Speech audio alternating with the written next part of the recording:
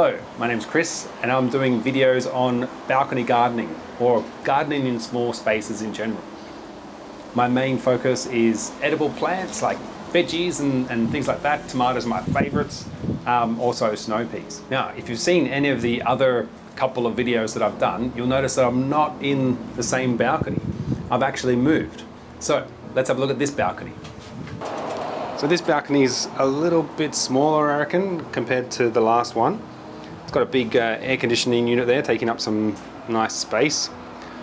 I've got a table going in the middle of the balcony for a reason I'll show you later. On the other side, I've got my barbecue and a little table, and one of the survivors from the old place, avocado tree. Now, one big change with this place, you might have noticed, is that it's near a road that's much busier. There goes a motorbike, a couple of cars. And you might think that that's annoying. So what I've got to think about is a couple of things. Now, this balcony gets morning sun at the moment until about 12, but it's close to the road, and already I can see there's this black dust covering things, and I'm a bit cautious about planting veggies so close to this busy road. It's not super busy, it's kind of at the end of a busy road, but it's busy enough compared to my last place. So what kind of plants I'm going to put out here, I'm not sure. Possibly things that are not going to be, probably things like or non-edible plants. What do you even call those? Ornamental plants? Like my avocado is actually. This balcony garden is going to be mostly non-edible stuff. Though if you know anything about growing veggies and stuff near busy roads and you know what are the things to look out for, please leave a comment in the comment down below. By the way, the reason I've got this blue table in the middle of the balcony is because the air conditioning drip pipe runs along the middle there. In a magnificent example of engineering. Now, originally when I moved in, which was just a couple of weeks ago, the pipe that ended here, and the water would go straight past the drain, and it would pool in the middle of the balcony, taking up almost the whole space before coming back and finding the drain. Okay, and this is my other balcony.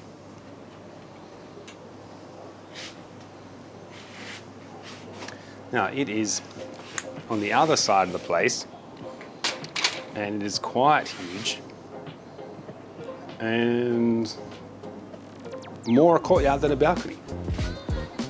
You can still call it a balcony, I guess. It drops off through the privacy shades. So this is where I'm going to be growing most of my veggies. So I decided to make this video after somebody asked me, you know, what's the key to growing a garden on a balcony or something like this. And my first thought was the key is positivity. Now, in the old place that I had, it was so super windy all the time. It was closer to the coast, and a lot of plants don't like wind, it turns out. And so you would say that my yield was really low, but I still got tomatoes, I still got silver beet, spinach, I still got snow peas, I got some, and that was kind of worth it. And so I guess the positivity of planting something and hoping it grows is the biggest factor. Now, I'm a big fan of the Diggers Club, a organization that sells seeds and has a magazine. I'll link it in the description. And last year, I think there was an article that really kind of spoke to me, and it was about how gardeners are optimistic, and how wouldn't it be nice if, you know, leaders of the country were gardeners, and the article went on about that. But I thought about this idea of gardeners optimistic. You don't plant a seed expecting it to die, okay? You expect it to grow. A certain number of seeds might die, but you know, you expect most of them to go. And I like this quote where in the article, it was talking about optimism, and and it was saying that optimism is a trait that is intrinsic in a gardener's worldview. And I kind of like that. And this is kind of flows into my reasons for gardening. It's like, why am I gardening? Because it's a place where I can be optimistic. It's a place where I can grow something. And my normal line of work is involved with media and politics and analyzing and all of this kind of heavy stuff. And so gardening is a place where I can take a break from that and, you know, have a certain amount of optimism around something that I can control. So my optimism was tested with this move. This move was kind of forced. It was an eviction after being in one apartment with that balcony for 14 years. The owner wanted to sell, and then I really got to experience the housing crisis, although I am extremely fortunate. Though I did go to quite a lot of terrible, expensive apartments that had 60 people there, and it was crazy, and it is crazy. Also, my balcony garden was actually doing quite well.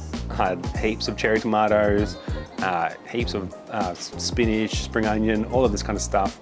Was going really well. Heaps of chili plants, got one still, and a lot of that I had to leave behind or give away, or mulch, or yeah, just leave it out the front. Yeah, so it was a very testing time for that optimism. But I now am starting a new garden, mostly in this courtyard, balcony / courtyard area, and I'm going to show you a little bit now.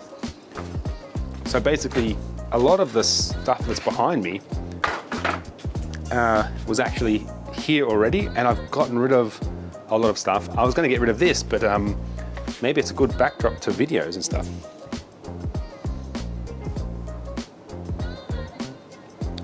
So a lot of this stuff is just like left in pots that are cracking, or like this one is just like barely a pot left.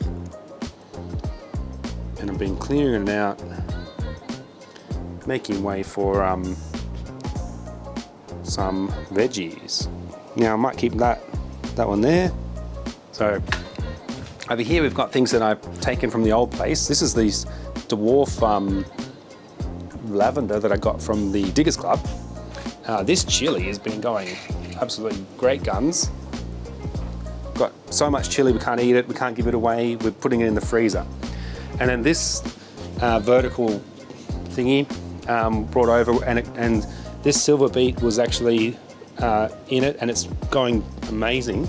Down here you probably can't see, but it's a Maui purple chili which is springing back to life since the move.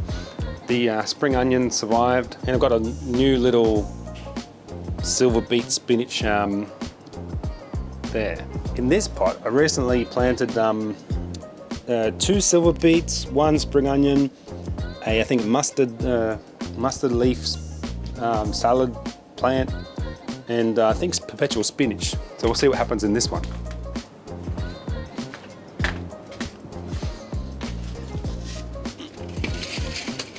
And I've got here 12 dwarf snow pea seedlings.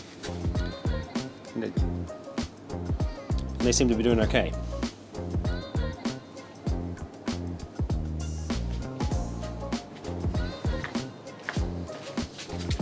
Okay, so the sun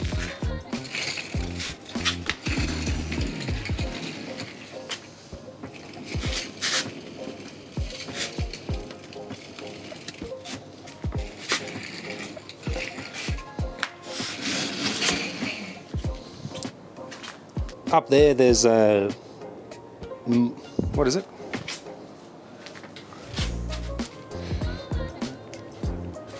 Type of mint. Mojito mint, that's it. There's a mojito mint up there. It's going quite well. Now, at this time of year, what's happening is the sun is hitting that wall from about midday on, or just before. And so that area is in heaps of sun, and I have to wheel everything over there, and then the sun goes over in that corner and that wall, and then about this time, whatever time it is, it hits this back wall. And so I wheel them over there. And so this is where I think as we get closer to winter, I'll be wheeling things around and making use of the wheels. And I almost forgot, I've got one surviving tomato. This tomato's in a pot that's hanging up. It is a tomato that only supposed to grow 60 centimeters high, and that's why I put it there. Oh yes. Oh, and I've got sage, which I should, no, that was in sun earlier, but probably only for a few hours. So what's the takeaway? I guess be positive, plant what you can, plant lots of seeds, and see what grows. I think I highly recommend the Diggers Club too. They got interesting plants that are just a bit different, and you often see actually Diggers Club seedlings in places like Bunnings and stuff. So yeah, they're quite good. The dwarf snow peas, which I love, and they produce a lot of snow peas, only grow. Well, they're only supposed to grow about 60 centimeters, but they get a little bit bigger than that. They produce a lot of snow peas, and it's great to manage that in a small space, rather than have like several meters of things climbing everywhere. Anyway, cheers. Good luck with your gardening if that's what you're doing. Otherwise, say hi, leave a comment below, and I'll see you in the next video.